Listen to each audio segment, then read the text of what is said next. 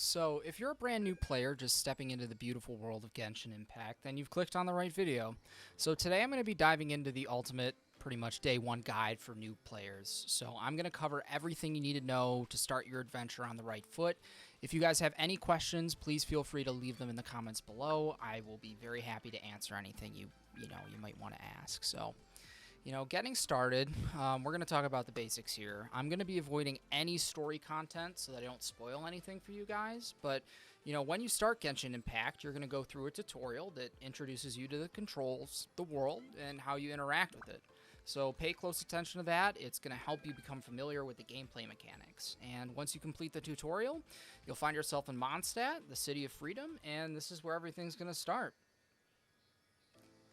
Now, one of the best parts of Genshin is exploring its vast open world. Don't rush into the main quest. Take your time to explore the environment, climb cliffs, glide through everything, and unlock these teleport waypoints. These waypoints are going to be essential as they allow you to fast travel, which is going to save you a lot of time, just between going from place to place. So try and activate every waypoint you find. Another key portion of this game revolves around the characters that you obtain, and the exploration rewards that you find can help you do that.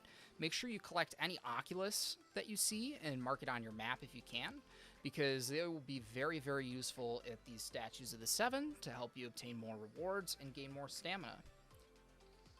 While you're out exploring, make sure to gather resources. Collecting items like ores, plants, and cooking ingredients is vital. You can use these items to craft weapons, cook meals, upgrade your characters, the list goes on and on.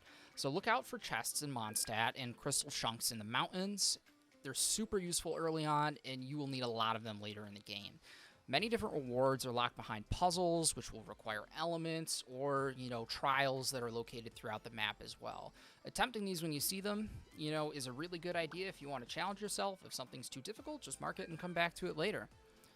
So let's talk about characters. Genshin has a Gacha system implemented, which means you can wish for new characters and weapons. As a new player, you'll have access to a few characters right off the bat without having to spend any wishes or anything like that.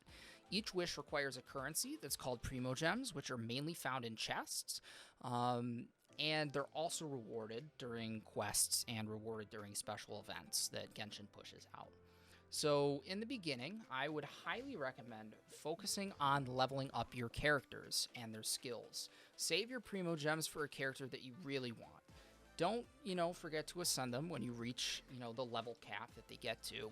And then also make sure you check out guides or free-to-play videos or anything like that so that you can see what their best items are.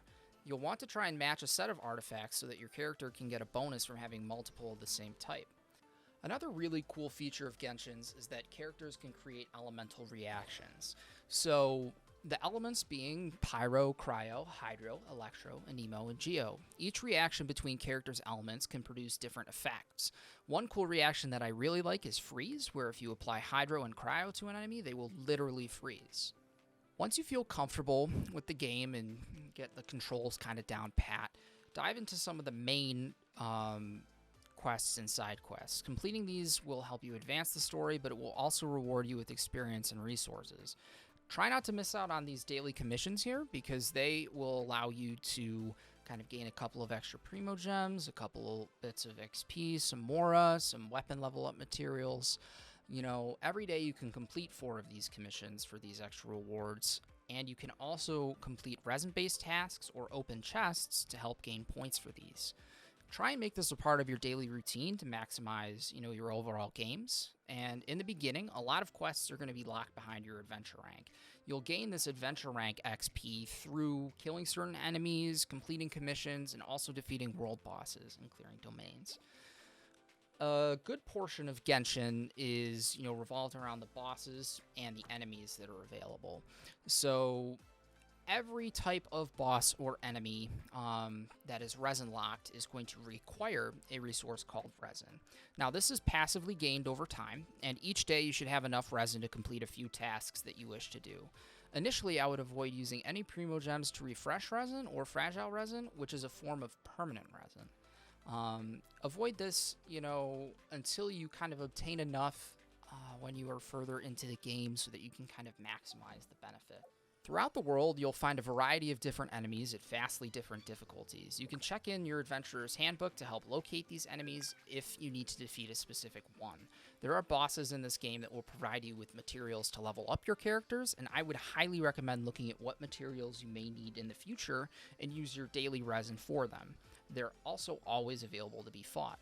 As you explore, you will stumble across domains, and each domain has a fixed and recurring reward, which will require resin to claim the rewards, but if you simply just want to test out your characters, domains are a great place that you can check out as well. As your world levels up, you'll gain access to better and better rewards from these domains and your world bosses.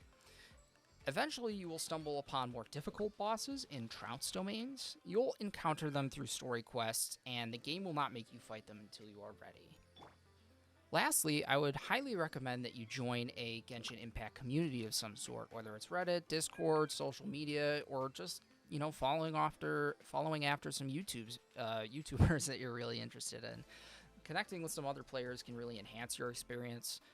Share tips, ask questions, learn from each other. The Genshin community is full of, sometimes friendly people. So remember to take your time, explore, and enjoy everything the game has to offer.